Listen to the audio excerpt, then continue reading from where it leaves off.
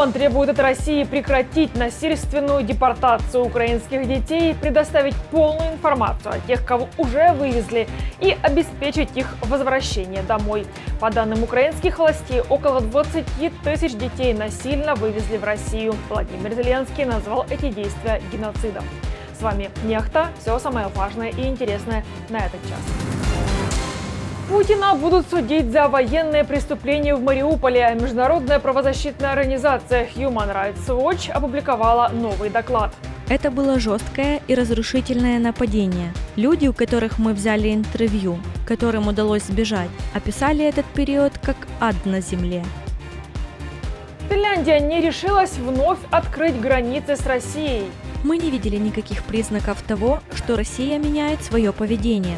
Напротив, полученная нами информация подтверждает наши предположения, что Россия продолжает свою гибридную операцию. Дал или не дал Ілон Маск российским оккупантам доступ к Starlink? Якщо Ілон Маск відключав, пам'ятаєте, наші морські дрони від Старлінку, то питання до того, чи знає він, що йде перепрошивка і потім використання його ж супутників. Доброе утро, дорогие подписчики! Не проходите мимо, если вы нас смотрите сейчас, поставьте лайк этому видео.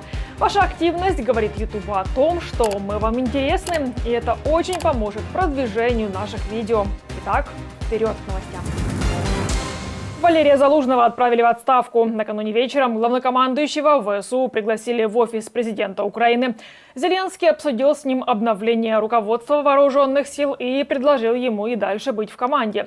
Принял ли Залужный приглашение, неясно. Главкомом ВСУ назначили командующего сухопутными войсками Олександра Сирського. Відсьогодні до керівництва Збройними силами України приступає нова управлінська команда. Я хочу, щоб бачення війни було єдиним і у наших воїнів в Роботиному, чи Авдіївці, і у Генерального штабу та на Ставці. Ретельно підбирається кожен, чий досвід зараз послужить оновленню Збройних сил. Путина будут судить за военные преступления в Мариуполе. Международная правозащитная организация Human Rights Watch опубликовала новый доклад о преступлениях армии РФ в оккупированном городе. Опираясь на анализ спутниковых снимков, фотографий и видеозаписей городских кладбищ, эксперты установили, что там, по самым скромным оценкам, погибли более 10 тысяч человек. Точное число определить невозможно, потому что тела остались под обломками зданий или же захоронены в братских могилах.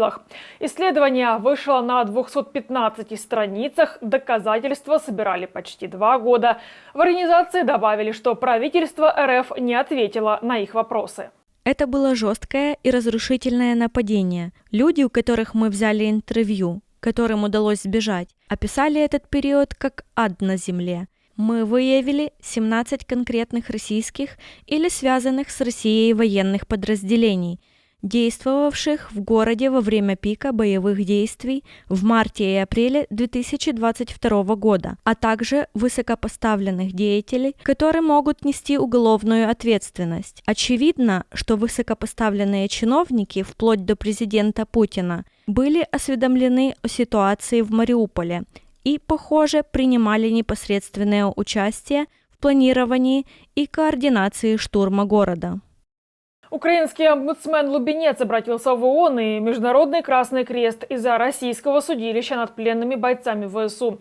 Подконтрольный Москве так называемый Верховный суд группировки ДНР приговорил их к лишению свободы на сроки от 27 до 29 лет в колонии строгого режима. Всего очередное показательное судилище провели над 33 украинскими военнопленными. РФ регулярно сообщает о том, что оккупационные суды в Донецкой и Луганской областях приговаривают к длительным срокам заключения украинских военнопленных. Такой суд – это нарушение права на справедливый судебный процесс и очередное военное преступление России. Принятые так называемым судом квазиобразования ДНР приговоры являются грубым нарушением Третьей Женевской конвенции в части права пленных на справедливый суд и недопущение пыток. Их можно считать военным преступлением. Донецкая область является частью Украины в международно признанных границах. На них распространяется юрисдикция украинских судов. Только они имеют право осуществлять правосудие на этой территории.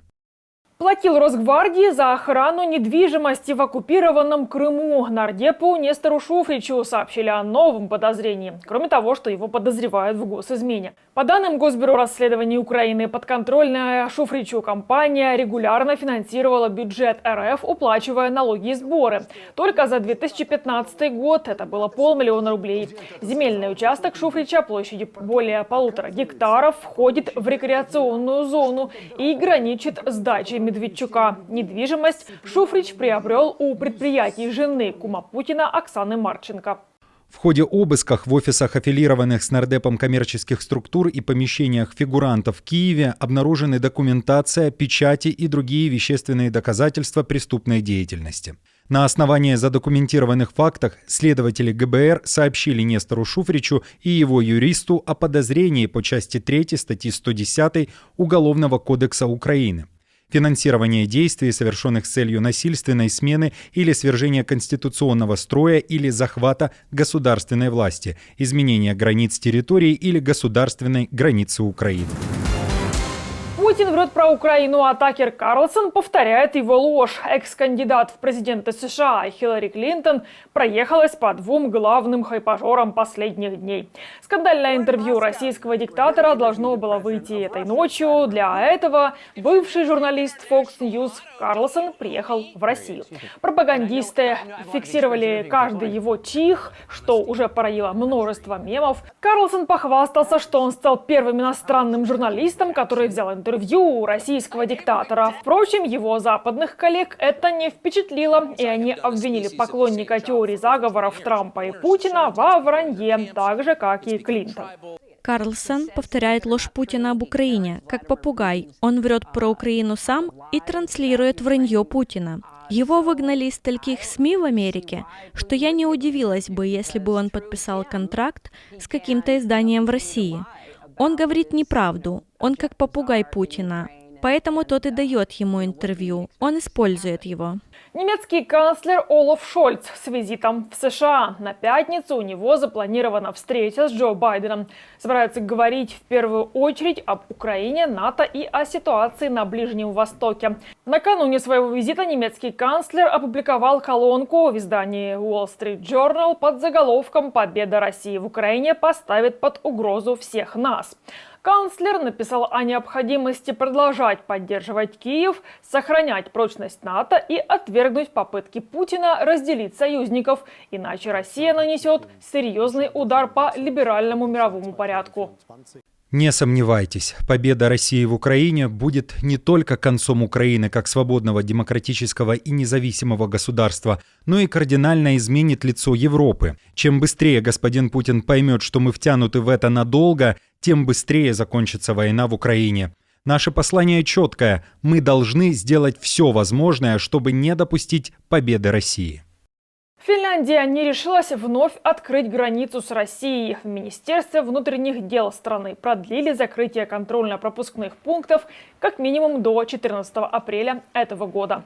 Ранее глава МВД Мария Рантанин заявила, власти осознают, что такие меры вызывают беспокойство у жителей страны, особенно у людей с семьями на российской стороне. Однако в приоритете интересы национальной безопасности Финляндии, а защищать их вынудила именно Россия. Напомню, что в середине ноября прошлого года были закрыты первые пункты пропуска из-за притока мигрантов, в основном из стран Ближнего Востока, которые прибывали с российской стороны на велосипедах и просили убежища. Мы не видели никаких признаков того, что Россия меняет свое поведение. Напротив, полученная нами информация подтверждает наши предположения, что Россия продолжает свою гибридную операцию. Разумно предположить, что мы имеем дело с долгосрочной ситуацией. В районе границы с Россией проживают как минимум сотни, а возможно и тысячи мигрантов, которые ждут возможности продолжить путь в Финляндию. Мы не поддадимся такому давлению. Закрытие границ будет продолжаться столько, сколько необходимо. Надеемся, что конец этому будет видно, но пока этого нет. Дал или не дал российским оккупантам доступ к Starlink Илон Маск? Украинские военные жалуются на катастрофически низкую скорость интернета от Starlink на линии фронта и в то же время пишут в соцсетях о том, что этой спутниковой системой от SpaceX активно пользуются российские захватчики на временно оккупированных территориях Украины. В этом уверен и украинский волонтер Сергей Стерненко. Тем временем в Главном управлении разведки Минобороны Украины заявили, що на даний момент перевіряють эту інформацію. І тут питання інше, як можна перепрошити Starlink. Звісно, це питання до інженерів, до людей, які в цьому розбираються глибоко. І чи можливо це зробити дійсно без відома, власне, Ілона Маска, грубо кажучи. Якщо Ілон Маск відключав, пам'ятаєте, наші морські дрони від Старлінку, то питання до того, чи знає він, що йде перепрошивка і потім використання його ж супутників. Тобто Starlink – це ж не просто пристрій під назвою антена, це фактично вихід на супутники. Що значить перепрошити Starlink? Тобто це означає, що Ілон Маск думає, що ці антени знаходяться в Африці, а вони використовуються окупантами на Донбасі. Тут дуже цікаві питання виникають, і чи це не є свідченням того, що Ілон Маск починає підтримувати Росію, підтримувати Путіна. Российская Минобороны предлагает провести русским мужикам старость не на диване, а в окопе. В частности, Минубийств страны-агрессора подготовила законопроект, в котором предлагает установить единый предельный возраст пребывания на службе в период мобилизации для всех контрактников, 70 лет для высших офицеров и 65 лет для всех остальных. Тем временем очередной вой доносится из российских окопов. У оккупантов пока еще есть телефоны с камерой, на которые они рассказывают об отсутствии раций, бронежилетов, а еще и денег, которые тратят на свои подземные норы. Один раз сходил на задачу, пришел, выкинул все вещи. Потому что после трупного яда, так как мы находимся рядом с 200-ми, с трупами и так далее и тому подобное, в окопах, в блиндажах, трупный яд не убирается, запах не отстирывается. Но это не главное. Грязь, чача, вот этот чернозем, это тоже не главное, который тоже не отстирывается, он впитывается в материал.